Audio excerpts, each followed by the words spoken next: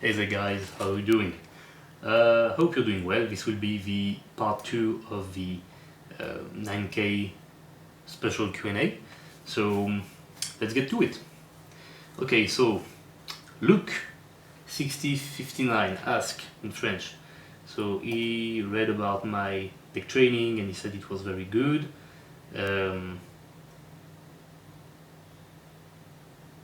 So he asked about what he could do in his summertime vacation and weekends where he does not have access to any equipment. He normally trains with a home gym, but the weekend he's out, and same for his summer vacation, he can only do push-ups and pull-up. He could also potentially add in some light dumbbell work. And his question, oh, so he has two questions. Okay, so first thing first, for this one, well, you either train really hard during the week and recover during the weekend, or you have a supplemental high volume bodyweight training during the weekend. And during the summertime, what you can do is buy one of the band pack that I recommend, in the Amazon shop list, which are very basics but good to work with, and you basically do your whole workout with body weight and bands to supplement it. And you do not forget about legs. You do body weight stuff with your legs. You add in some bands, spice it up, and that's basically it. And as for the second question, he said that he really developed well his neck thanks to the isolation, and he will keep going with it, but he would like to know if it is good to implement Jawliner in his training program instead of just using Mastic Gum. So for those of you who do not know, Jawliner is one of my sponsors, and Jawliner is basically a German brand who does some product to help do some jaw training. So it might seem goofy and very idiotic as an idea, but it works. It has many benefits, both onto your strength aspect, your look maxing aspect, and also your health and longevity aspect regarding sarcopenia that is also occurring with your face. Sarcopenia being the loss of lean tissue, both muscle and bone, even if for bone it is another word that I have currently forgotten, but it all goes with sarcopenia as you age. And the problem is that I have had personally with jaw training is that since your jaw here, especially the masseter, the big muscle on each side, is growing bigger, it goes thicker, so your face overall also grows larger. And if you have a bigger, wider face, what happens? You can less see your neck, right? So that's why I personally tried to grow my jaw, and I just maintaining, because I have also gained some definition. I feel like something also changed with like my eyebrows angle and here on the bone cheek, so I'm very happy about it. And I'm also like leaner here. When I clench my jaw, it's like I have less thing here, it's like I always thought I was a bit puffy right there, but it's better right now, so I just focus on maintaining that, and that's it. And he asked if Jawliner, so buying chewing gum or specific gum, is better, or if Mastic Gum will be enough. Mastic Gum is a gum that is produced by a unique tree species that only grows, if memory serves correct, in Greece, in just a few little islands in Greece. And people have been chewing on the gum for centuries because they know it has a lot of health effect.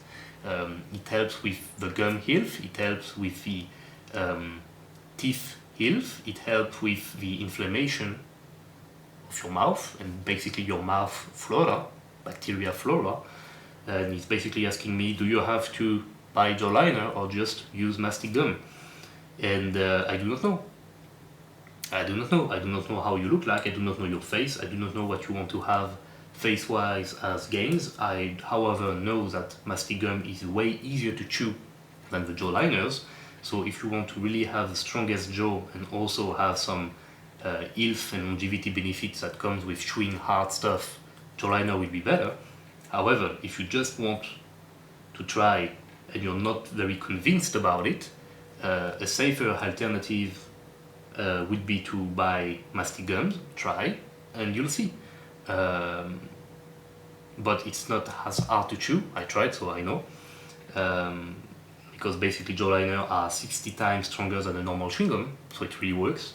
Yeah, that's about it. I can't really answer you because I do not know your goals regarding it, but if you really want to go for the look maxing and big jaw, Jawliner will be better. If you just want to, I don't know, keep some kind of conditioning regarding your jaw, if you can talk about it and your mouth heals, gum mastic should suffice in a sense, but I can't really be sure about that. So yeah. Alright, user bot 82KZ8R asks, hey Axel, great work, I need your help bro, I think I've got enough outer sweep and already have a huge butt, but my VMO and hamstring are still underdeveloped. Any suggestion? Thanks man. Alright, so for those of you who do not know, outer sweep is something we talk about regarding quadriceps, so quads. Outer sweep or quad sweep is the vastus lateralis, so the outside of your legs, while VMO is the vastus medialis oblique muscle, so like the teardrop on the inside, just next to the knee. And so the guy has a problem. Quad sweep is enormous. He has a big butt. He has a big butt, but the VMO and hamstring are underdeveloped. And you know what, bro? I am the perfect person to ask that because I am exactly the same. I have a quad sweep that just grow like that. I have a huge butt, and my VMO and hamstring are lacking. Both because it seems like I can't really isolate or bias them, and also because when you have a huge butt, well, of course, the hamstring is going to be very, very lazy since the glutes are doing most of the work. So I have found a few ideas for you that helped me, both because of my knee problems. I had to do prehab and rehab after surgery, so obviously I had to really target the VMO, and also because for hamstring, well, I've done quite a few things to help me. Both getting them bigger and also prehabbing my knee tendons because I have had some tendinitis with my biceps femoris, and it worked. So first thing first, you need to squat 80G, and you need to have a fit stance that will make you feel better the VMO. Let me explain. Normally we say that for VMO you have like a wider stance with duck feet and it's going to be fine. No. This makes you much more able to use adductors, but the VMO is a knee extensor, meaning that it will only going to respond to the knee extension thing. So if you have too much quad sweep, and by the way, quad sweep is very easy to kind of bias with like duck feet, what you need to have is actually straight feet or slightly in feet. It seems counterproductive, it seems like a counter idea because you have been most basically led to believe that feet position does not do anything for your quads, right? It's false. And me personally, when I did my rehab with my knee, having my feet like that, you know, at 12 o'clock, it really changed how I could recruit the different head of the quadriceps, you know, because the quad sweep and VMO does not have the same nerve pathway. There is the femoral nerve, of course, the nerve of your legs basically, but you have like ends on this side and ends on the other side, okay? And you need to basically have this one fire up while this one stay as asleep as possible. So for me, 80G back squat, high bar, heels elevated, Smith machine squat, pistol squat, while assisting myself for the balance. I was just really focused on getting down as deep as possible and getting up with really the knee extension, leg extension with a pause at the top, and my knee, my feet straight up or slightly in. Okay, basically just try to have as much squeeze and even cramp your VMO, and whatever position is, do as much work as possible in that position. And if any exercise, any variation is causing you to have too much quad sweep, it can be leg press, it can be front squat, it can be whatever, don't do it, okay? Just don't do it. Focus on everything that makes your VMO fire up and get stronger and have soreness in it, and just get strong, stupid strong at it. For reps, obviously, I'm not talking about maxing out. And for the hamstring, for RDL and stiff-legged deadlift, try to have your knee as extended as possible, not too much, but like not straight legs, but barely flexed, and try to have as much range of motion as possible. The lower you go, the more likely you are to stretch them. Good morning are a good alternative too. And get stupid strong on leg curl, and also maybe implement Nordic hamstring curl to unlock some potential. You know, it can help. It definitely helped for mine. And yeah, that's about it, bro. Good luck. Next question. Complete art form asks, congrats on 9k subs. Thank you, man. How would you go about training neck, delts if it hurt to do lateral raises and most horizontal vertical pressing? And 1111 Punk said, don't, same problem, and I went to physical therapy because it was so bad. They said doing movements that make me hurt make it worse because it caused swelling. They're working in mobility with me first and then having me slowly add weight, and eventually the exercise that caused me pain really helps. Not a doctor, but this helped me. Maybe see a PT. That's basically what I would say. I do not know, bro. I have no information. You just say that it hurt with lateral raises and most horizontal vertical presses. You know what? I'm going to tell you why I can say shit. Because this could be AC joint, this could be GH joint, it could be the major, how to say it in English? Basically the big bone side of the humerus tendon attachment, so you have some kind of strap, tape rubber on it that hold a lot of tendon, so it can be pec tendon, can be lat tendon, can be long head of a biceps tendon, it can be short head of a biceps tendon, it could be your subscapularis, can be your intrasupinatus, it could be your posture, it could be your humerus angle, your sternum angle, it could be swelling inside, it could be your bursitis, it could be so many things. I can't help you. All I have to say is that most likely you need a PT, most likely you need a physical therapist, you need to do a lot of rotator cuff rehab, you need to do shoulder dislocation with a band or with a broomstick, you need to be able to do push-ups pain-free, so a very simple exercise that force your whole shoulder complex to move, because also your shoulder blades are going to move. You know, you're going to maybe shrug a bit or depress them a bit.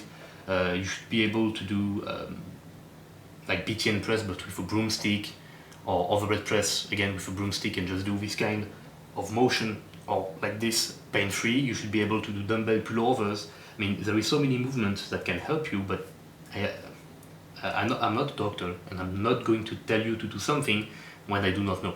So rotator cuff rehab and prehab, mobility prehab, train as much as possible your back, especially the external rotator muscle and the shoulder retractor muscle, because they're going to help keeping the shoulder socket in place, you know, both as being stronger and bigger, and that's it, bro. Sorry, but I can't really help you much more than that, and good luck. Alright, Daniel Bauer says, hey Hersovyac, so I've been lifting for 3 years now. When I started, for the first few years, training hard was effortless. The real struggle was nutrition, but now in the last year or so I've struggled with training. It takes a lot out of me for training. I find myself having to hype myself up just to complete workouts, and oftentimes I stop short of completing them. I look the best I've ever looked, I'm the strongest I've ever been, and I understand training and nutrition better than I ever have, but I've completely lost the fire in my belly that pushed me to train hard. Do you have any advice for me to regain the spark that I once had? Oh, we have quite a lot of answers for that. Protonas said, focus on setting achievable goals to keep you motivated constantly. Maybe it's because you became content with your physique already and have nothing to look for. Pretty sound advice, actually. I'm like that, you know. I need goals, you know. I'm like, oh, I need my arms to get to that measurement. I need my lift to go to XPR, and it's the same with like business and other stuff. QB said, maybe you should try lower volume for some time and focusing more on lifts that you actually enjoy, even if they are not optimal. You can do an arm day when you just go in and just pass your arm if it's something you like, or if you are more of a big mover bro, you can have a day where you're just doing couple of big compound lifts that you enjoy. You can also take some time off. Usually when for some reason I'm forced to take a couple weeks off the gym, I come back with vengeance, and my motivation to train is even higher than ever. Totally true. Totally true. Great advice. Very great advice. So Daniel Bauer answered, Some person have become content and docile with my training. When I started, I was so below average, so extremely weak, skinny, fat, and just disgusting. The motivation to be better was huge, but now I'm well above average and have a pretty good physique. I don't have that hungry drive. I appreciate your advice, and let's start making changes. And he also answered to the other guy, thanks for your advice. I'll definitely try some of these things. And then he left Samuel said, depending on how old you are, I'd say to try to become a heavy monster rapper, taking a few lifts you enjoy and try to get to the 20 or 30 reps mark. And another guy, it's user stuff from the other day, he just said rest. Thank you so much, all of you, to take the time to try and help a brother out, because you basically did my job for me. That's exactly what I would have said.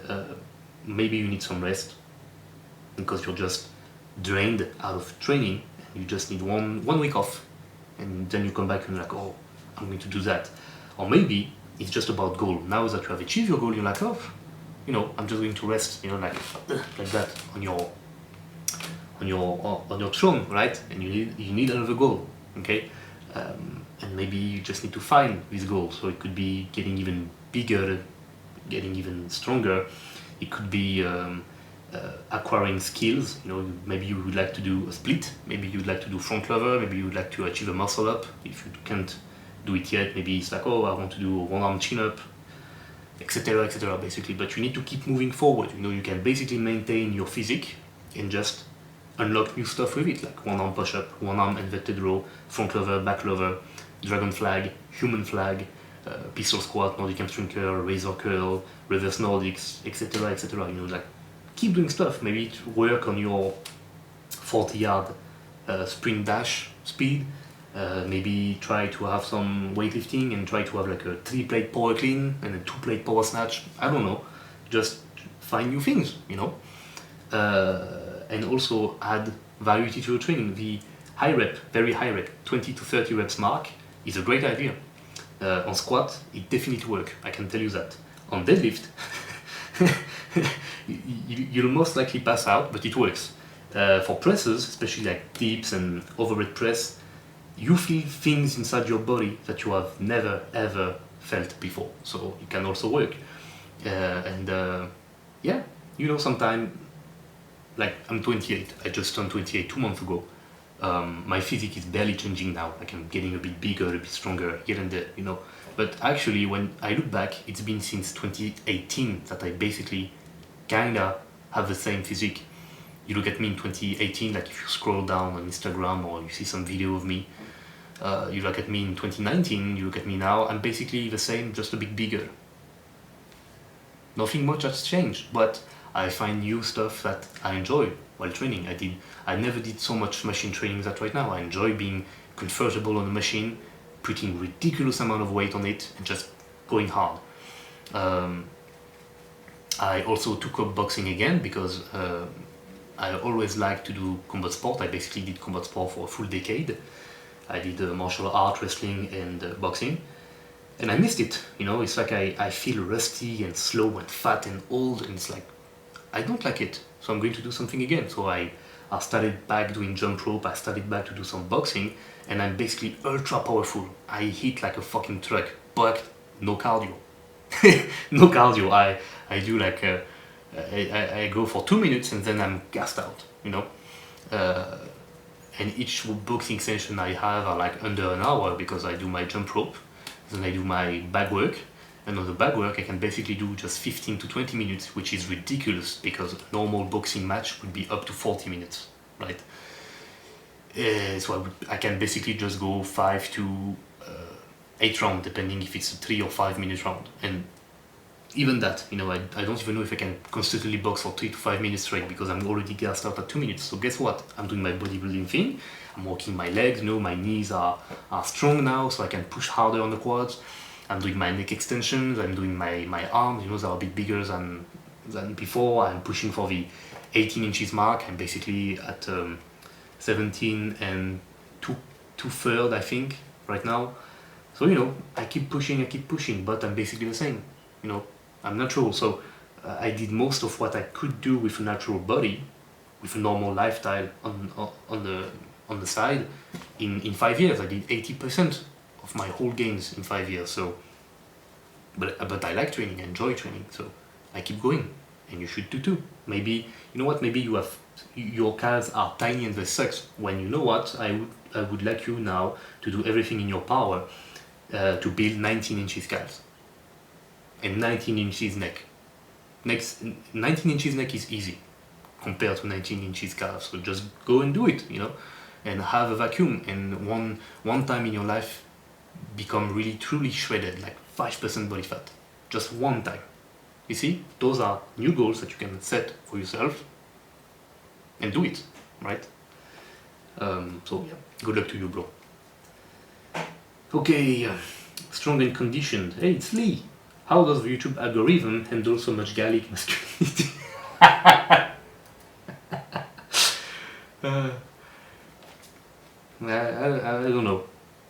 don't know. That's why I'm so slow with uploading video. I have to let the algorithm rest, or else I'm going to get banned and flagged and stuff. But I can return you the same question, Lee. Okay, Scrouches6103 asks, what are your thoughts on recomping / main gaining at 15 to 20% body fat?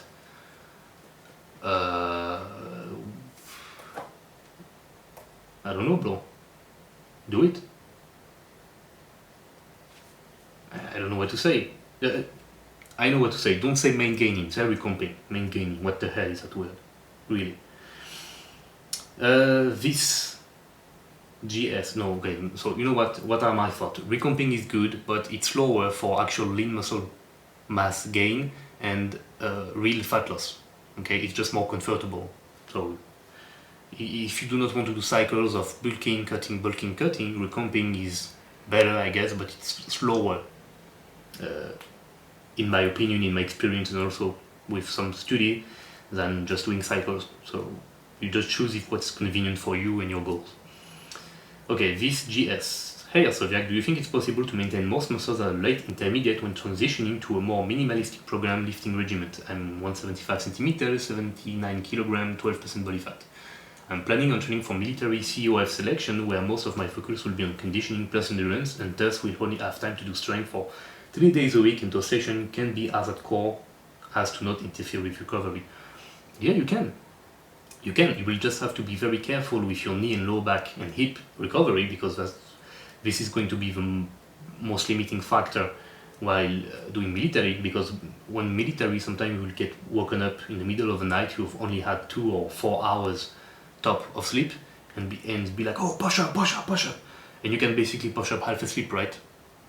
But training hard for strength, for your squat or RDL or hip hinge or whatever, while you're already walking a lot, running a lot, doing a lot of movement, basically, it's going to be very hard. So I would be very mindful to keep stretching and have high mobility and lifting pretty sub maximally on your lower body stuff, while on upper body, basically you do dips, chin up, you do some bench press, some rows, and you're basically covered up with a bit of shoulder and arm isolation. For legs, really be careful, with your squatting and your backloading exercise. That's going to be the main problem, I do believe. But yeah, it's basically possible. You could even just do 2 days a week with 2 full bodies and you'd be fine, bro. No problem with that.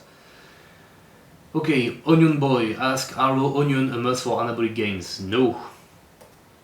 No, they're not. First, they can be very upsetting on your digestion, and second, everything that is good in the onions can basically be found in other food, such as organ meat and eggs, whole eggs. So no, they're not. I personally do not digest well onions. They give me a lot of gas and some like some eggs in my guts, and I have tried cooked small quantities, raw small quantities, and building it up, and I don't do well with onions. I do way better with garlic, so maybe there is some genetic stuff with it also. Okay, Poop Mazer asks, tips on staying lean as a big man as I tend to gain weight and keep weight naturally. caloric deficit, NEAT level, cardio level, training density. That's it. And also be sure to keep a great insulin sensitivity and a good gut flora, because they also impact a lot how your brain and body work, and that's it, basically it. Okay, so I got 2 comments about the pre-ordering of the upper lower training program ebook, so thank you so much. And yeah, it's coming. I'm filming this the 10th of July, and it will basically be finished, and I will send it to everyone who pre-order it in 7 days stop. You know, I just need to have some paperwork filled with, you know, the copyright and security of my author status, and that's it. I have done about 2/3 of the book right now, and the rest will just flow easy. So 1 week left, boys. 1 week left. Hello YouTube. Hey bros, I've been dealing with a shoulder injury of some sort. How did you deal with it so you could train hard without being limited by it again? For 3 years I've had some overuse shoulder injury bothering me, which was my main limiting factor of my progress, combined with other types of tendinitis I had. Back of my shoulder hurt when pulling motion the more I flare out my elbow. But recently I decided to deal with that for good by pumping the affected area a lot. I found that as long as I keep exercising with it appropriate pain tolerance, it is slowly getting less numb and painful. I guess it will come back to normal upper body compliance training when I will be able to perform my rehab with zero pain and discomfort whatsoever. It doesn't look like I'm gonna need the surgery. I recently turned 18 after all. My body will heal from that as long as I provide with care.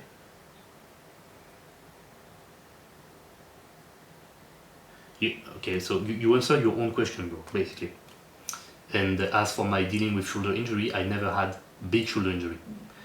The only injuries that I had with my shoulder were some slight overuse. It's mainly my long head of the biceps tendon on the right side and the infrasupinatus tendon on my left side. So on this shoulder it's dead, and on the other one it's dead. And just rest and lowering the volume and basically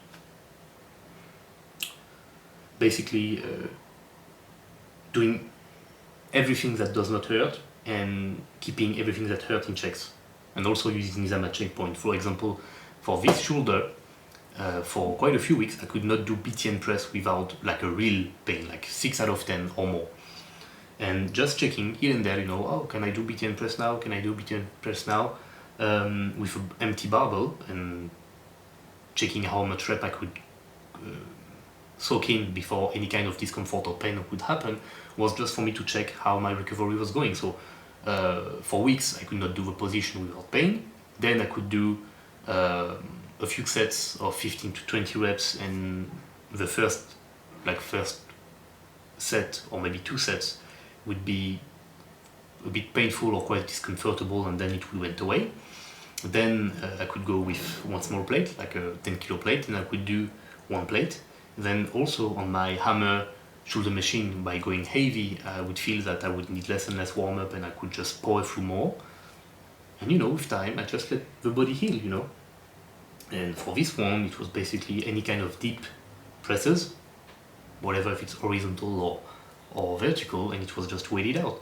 At worst, for this shoulder, it lasted 3 weeks of being careful with my movement, for my arms and my shoulder. And for this one, it was longer. It was like 4 months.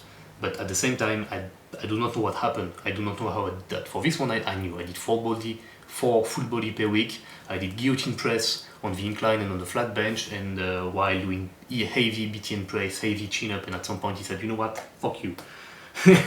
Well, on this one, I do not know what happened. So you know what, when you do not know what happened, just listen to your body. But you just answer your question. It's like be patient, do your rehab, prehab, and you'll be fine.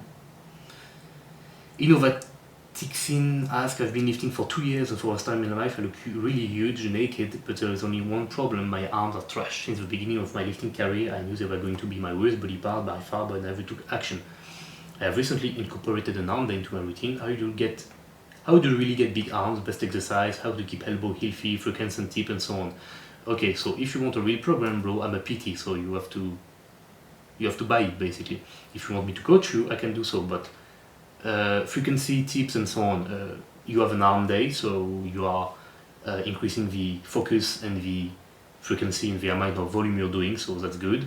I don't like arm days personally, but you do what you do. You say they look worse. I have no pictures. I can't know. Maybe you have some body dysmorphia and your arm are just fine, and it's just you who is completely obsessed with them. How to keep elbow healthy. Don't do too much volume. Don't do exercise that hurt. Be careful with the resistance curve. Be mindful of that and how you're working them. Make sure to get strong on both isolation and compounds, and rinse repeat for years. Basically, that's it. But I can't give you more information. There are no best exercise for arms. There are no tips. Like, train your arms, make sure to focus them, use a good weight for them, but not too much, and rinse repeat. It's bodybuilding, bro. It's doing the same boring thing for years and years. Not like the secret spices that's going to immediately change your body, except if we are talking about juice, but then I can't help you. It's vibes. You asked a question, no? So vibes again asked for the book, and I said about a week, like mid-July. Tommy asked, hey Hersovyac, congrats on your channel growth, you deserve it. I train at a commercial gym before work, high intensity, constantly attacking the workouts, and then do pull-up, push-up, and sit-up for 3 sets of each exercise, never going to muscular failure on my walk after work, and again before I go to bed. Okay, any tips on programming these mini calisthenics? Is this worthwhile tonnage, or should I go to muscular failure? I train upper lower 4 days a week and work on 5-9 office job. Okay, you're asking me about your mini calisthenic workout. I'm going to ask you 2 questions. First, why do you do them? What's the goal? And second, is your upper lower 4 days a week not enough? Because if your upper lower 4 days a week is not enough, something's wrong. And if you're only doing these mini calisthenics to have fun, basically, because you just like to do calisthenic stuff, well, try to incorporate them into your upper lower, or try to have like a real day of calisthenic as conditioning or GPP, because what you're doing, like 10 to 15 control push-up or 5 to 8 ronda pull-up and 10 to 20 sit-up as a circuit, like 3 times this twice a day, I don't see the point, I really don't see the point. It's not cardio, it's not for a weak point, and it's way too easy for it to be GPP, so I don't know. And also muscular failure on calisthenics, muscular failure on G-ronda pull-up, good luck, bro. Good luck. Form breakdown will happen way sooner, and same for sit-up and same for push-ups, I believe. So I don't know, bro. If you just do that because you enjoy it, make it a real workout. Javier Villanueva asked, have you been enjoying your upper lower training more than full body? If so, why? It was not out of enjoyment, it was because it was more comfortable for me. And also because full body was burning me out. I had so little room for progression, and context-wise, when I started to do upper lower, it's just because there was like health passes to go in the gym, and you had to do tests to get them. So the test was worth for 3 days, and I could not change full body on 3 days in a row. So that's why I did upper lower training at first. I was doing upper lower upper. I would rest 2 days and then lower upper lower, and then 2 days and so on and so forth. And I said, you know what, upper lower is training, so it's working. So I'm just going to do upper lower now. And what do I enjoy compared to full body? Well, the workout are a bit shorter. I recover better. I can train harder on anything I do, and I guess mentally it's easier to approach a workout when I'm like, okay, I'm just going to do upper, and on this day I'm just going to do lower, than saying I need to do everything. Because with my knee healing, I've been doing full bodies. You can see the video, but really it was more like upper body with some leg work, and it was really just to maintain while not hurting myself more. Now I can really go for 20 hard sets of quad work. But I can do these 20 sets of hard work with also hamstring and also glutes and also calves and stuff while also doing 30 sets total of hard work for my upper body. So I find it more productive, in my opinion, to just do what I do right now, and it's working. So I'm not trying to check if science-based stuff are saying, oh, you should do this, you should do that. It works for me, I enjoy it. It goes well with my current schedule, and that's it. I do not go too far-fetched with stuff, you know, that's it. Royce Garvin asks, how do you balance hard training session and know what is too much for a certain session? I've noticed on certain days when I push for extra reps or maybe do another set, it completely affects the rest of my day when I'm just drunk. I'm just zonked out mentally and physically. I'll watch your session and just feel like, well, my work capacity sucks. But I've been progressing. I can just intuitively feel when that exhaustion is approaching certain workouts. Thanks again, my French brother. Captain Brush answered, obviously, I'm sure Hersovyac will have a better answer, but it's something you have to learn to auto-regulate. Sometimes your target muscle might feel done after one set, and everything after that is just lengthening the recovery, thus could be having a negative effect. The next week, some exercise might need 3 sets, so you are basically balancing stimulus, fatigue, muscle damage. That's how I understand it anyway. It's just something that you learn as you spend years in the gym. And Royce said, thanks, homie. Captain Brush, you actually answered for me. I do believe that sometimes, Royce, you are over pushing and you do not realize it, because if we take squat, for example, going hard on a squat set is not going to be that tiring on your quads, except if it's like pendulum or hack squat. But it's going to be systematic on a systemic level, like your full body level, very tiring, because it's going to make your heart and your lung strain very hard. You're going to work your core, you're going to work a lot of stabilizing muscle. It's going to drain a lot of energy out of you. You're also going to work your cardio, you know, your low back, your spine, you know, everything. So if you're like, oh, my quads need more work, and you do 5 more sets of squat, it's 5 more sets of a very high fatigue systemic load exercise, while what you're actually trying to do is quad. So it might actually be better to just do 1 or 2 sets of squat. You go hard on them. I'm not saying to half-ass it. You go really, really hard on them, but then you do 2-3 sets of leg press, 2-3 sets of leg extension, where there is much less systematic load included. It's more on the quad, it's more on the knees. It's much more onto antagonist and agonist muscle, and then on the leg extension, it's as biased on the quads as possible. And you do 6 sets or 7 sets of quad, squat, leg press, leg extension, and your quads are fried. But compare that to 7 sets of squat, your whole body will not be as trashed as before, and you will still have ample amount of proteins and TDs and muscle damage to recover from on your quads and other muscles, but your whole body will not be as tired, and also in your brain, your CNS, your mental fortitude, basically. So if you want to do hamstring after that, you can. If you want to do calves after that, you can. If you want to do some light low back other stuff exercise, you can. It's not a problem, you see. So I think that there is some balance that you need to acquire in your training, and I think you need to lower volume or change how you make your programming, basically, because something is not working. You should not be completely exhausted. And as for me, I really don't feel special, but it seems that apparently I'm doing something that is extraordinary, but I do not know about my work capacity. I do not know if what I'm doing is really high volume or etc., but I'm just doing what works for me. And there are guys that are doing 60 sets per muscle and it's working. And I remember a guy, a natty guy, that was doing just like one session every 10 days, I believe, or 10 or 12 days, and he would completely destroy himself. So one workout every 10 to 12 days, like, it sounds crazy, but the guy was making it work. So, you know, to each their own, basically. Don't try to copy me, don't try to do like me. I'm not a good example, apparently, on some stuff. So yeah, just listen to your body. Sometimes your body just know more than other people on YouTube or Instagram or TikTok, even if these people are really trying to genuinely help you and not take you for a fool or sell you some shit. Okay? And thanks for your question. Alright, Ben Turfrey asks, hello, would you say that pullover have greatly changed your physique progress?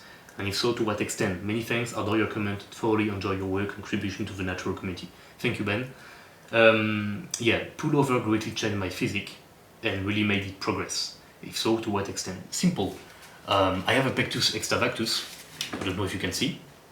Now it's less visible because I have more pectoral mass, I have more abs mass, but also my rib cage opening, so you know, like the angle to what my rib cage is open, changed. It's greatly thanks to pullover, because I had a very small, still have a small rib cage, but it was also very like close. It was like, you know, like this, you know, very close, very small, and I greatly suffered in cardio activities where your lung capacity and your heart capacity are primordial. First, because my pectus extravactus probably decreased it for a few percent, you know, like 5 to 10%, I don't know. But it's literally scientifically proven that someone with a pectus extravactus will be much worse than their clone without it to cardio activity. And pullover changed that. First and foremost, I had bad posture. I was very like that when I was a teenager because I had done so much swimming, so much combat sports that I was very tight in my shoulder. And even if my back was muscular, it was mostly lat. It wasn't really like traps and external rotator. And pullover, when you think about it, especially pullover across a bench, it's literally a weighted stretch for your abs, a weighted stretch for your chest, a weighted stretch for your lats, your triceps, but also an exercise that will force you with weight to do a thoracic extension. So this movement, not when you are arching your lower back, not this, here, right there. And you're like this, and you're like doing that with a weight pulling you down. And if you do it properly with small weights, lots of reps, pretty frequently, like twice a week, you will stretch muscle that are attached to your rib cage. And that's why pullover has this reputation to expand your rib cage. It is going to weight stretch muscle that can, if they're too tight or too worked and not enough balance with other muscle, can actually keep your rib cage from extending, to have first this thoracic extension, but also this opening right there. Okay, I'm not talking about this. This is not going to move much. I'm talking here, from there all the way down to here, and that. This is living. This is breathable. Look, I can move it. I can grab them. I can move it. It's not like really a joint, but there is some range of motion here that you can acquire. So rib cage plus vacuum plus breathing under load plus time and patience, because we're not talking about really muscle. We're talking about tendons, ligaments, bone, etc., etc. It's very slow. They can definitely change the way your rib cage look, and I actually have some guys that sent me their pictures before after, like a 3-4 months, 6 months, a year of pullover, and you can really see the difference. It's not like it's not only that they are bigger, like bigger serratus, bigger lats, bigger chest. Something changed here, okay?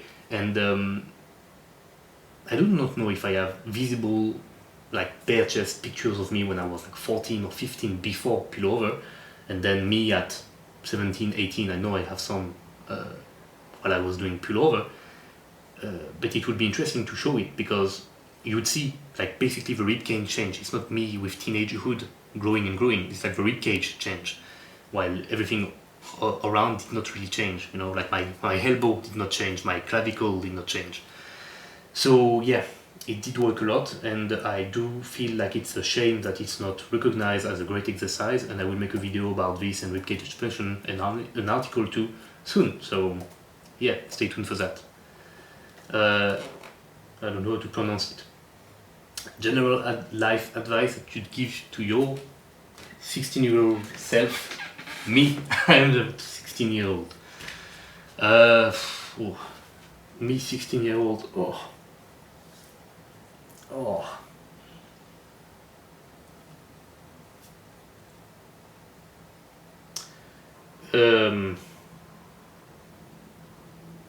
I'm really not a good example, so I'll just say, okay, let's say I'm talking to 16 years old and I want to give them advice, general life advice. There are plenty actually. Okay, first thing first. I'm going to be banned or, I don't know, flagged, but I'm going to say it regardless. It's okay to be white. It's okay to be black, and it's okay to be Asian, and it's okay to be orange, and it's okay to be yellow and brown or whatever, or purple or blue, but whatever you are, it's okay. Whatever your ancestor did, it's okay. Whatever your culture is, whatever, if it's new, if it's old, it's okay. And you should be proud of it. You should be proud of it. It's what is running into your blood, it's what's running into your DNA, it's the history of your country, it's the history of what you are and of people that came before you, and there is no way you should be ashamed of it. At least you should try to learn from their mistake, understand that they did what they did and that's it, and you're not going to repeat that mistake. Even of course, life is not a straight line, it's more of a cycle, so the mistakes of the grandparents becomes the mistake of the grandchildren, but we are humans. That's the first thing. Whatever you are, be proud. That's it. Second thing, build a great physique. You have no idea how it's going to help you. You have no idea. People can try to explain it. Oh, you're going to have more women, you're going to have more respect. It's not just that, it's your whole life. You'll be bigger and stronger, and being bigger and stronger means a easier life. So you choose your battle, basically. You choose to suffer in the gym to have an easier life. As ancient Greek said, he who sweat the most at training bleeds the less at wars. And it's true. So being weak is dangerous. Training is not dangerous. There are risks, of course, but training is not dangerous. Being weak and staying weak is dangerous. So build the body, because with the body comes the mind. If you build your body, you will build your minds, you will build your heart, you will be a better human being, basically, with training. While training your body, also learn to fight. You have to know how to take a punch and how to punch people. You have to know how to wrestle. You have to know how to fight and defend yourself or other people. It is a vital, primal skill that actually most people today do not have. Punching people is easy. What's not easy is not hurting yourself while you're punching. And taking a punch is also easy.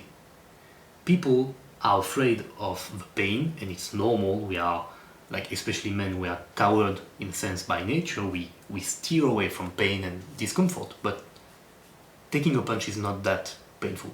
And all of you guys that are watching currently that did or do combat sport or are fought in their life, whatever, please tell me in the comments. Tell me in the comments, is getting punched actually that bad? Because for me, no, it's like off. It's like my eyes, or it's like my nose. So you have this split second of it hurts, but then you come back. It's fine. You can soak up so much damage. Actually, your body is made for it. It's made for survival. And I think you should get comfortable in this kind of pain. I'm not telling you to get beat up behind a little market. I'm just telling you, learn to get hurt, to hurt others. It's always better to have a capacity of hurting people and not doing it by choice than not being able to hurt anyone, and at some point you will need that skill and you can't do it. It's really hard. Really, really hard. Other life advice. I do not know how the Gen Z is doing, because all I have to do to try and comprehend the stuff of younger people is via social media. So social media is not a reflection of real life, but it seems that you are totally twisted in your brain regarding how relationships, especially men to women, works. On both sides, both men are fucked up, both women, young guys and young girls are fucked up. So I'd say just focus on yourself and do not try to be in a serious relationship before 22 or up to 25, and even maybe a bit older, especially for male. And for if you're a woman and you're watching that and you're young, I don't know, 16, 18, whatever, don't chain hookups, because as disrespectful or unfair it can seem, men care about these things because it's not just that, it's the whole character who comes with it. You know, it's like if she smokes, she has tattoos, she has piercing, she has no good relationship with her father, she can't have a normal stable job, she struggles to pay rent. It's like one red flag, one red flag, one red flag, one red flag, one red flag. And it's like at some point it's a whole list, and you're like, do I really want to commit with that kind of woman? No. It's not that tattoo are bad, it's not that piercing are bad. It's the whole thing, the whole package. And same for men, you know, it's like if you're living in your mom's basement, if you can't keep a job, if you do not know how to make money, if you have a skinny, fat, sluggish body, if you have no hygiene, if no one wants you, if you have no skill, if you can't be helpful for society, I mean, it's red flag on red flag on red flag on red flag. So do not expect people to like you, men to respect you, and women to want you. No? So basically, take your whole teenage years and maybe early tweens to work on yourself and to basically become better. You are listening to me right now. I'm 28, as I said. I've been training for more than a decade in bodybuilding. I've been doing some competition, national competition, where I placed really high, either winning it or being top 2 or top 3. I've coached and trained about 500 of people, I'd say, in about 5 years. So I have stuff to say, and I can show up for it. I have also wrote books. I'm an author, published author, and my books are selling quite well, you know. So there is the skill, there is the competence, and there is then the result. I have a 3. Do you have a 3? If no, you can speak to me about, I deserve this, I need that. No, you still have to pay your due to then earn the respect, you know. I did the trash part-time job where you start at 6 and finish at 10 in the morning, or you start at 8 p.m. and you finish at midnight. I did the 50 hours or 15 boxes in a totally polluted by dirt and gas and other chemical shit factory, or I don't remember the name in English, but I did all of that, you know, and I used all this momentum to build myself up to be up there, you know. But me at 16, me at 18, I'm not going to say I was a loser, but basically next to it, you know, next to it. You may not believe it, but that's true, you know. And even lockdown in 2020 completely destroyed my life plan, you know. I was living on easy mode, and then boom, easy to very hard mode. I had the transition to make, I had choices to make. So yeah, it will take time, but it's worth it. And you have to understand that your value in society, and on the scale of attractivity, as some say, as a man, will only grow higher and higher, and will maintain very well, especially if you maintain yourself well, regarding your lifestyle, your health, your looks, compared to others and compared to women. So yeah. And last one tip: don't try to pick fight with guys that are bigger, stronger, and older than you about what Griffith did and if it's right or wrong.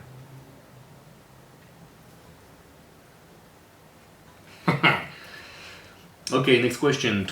I can say that. Two little thing.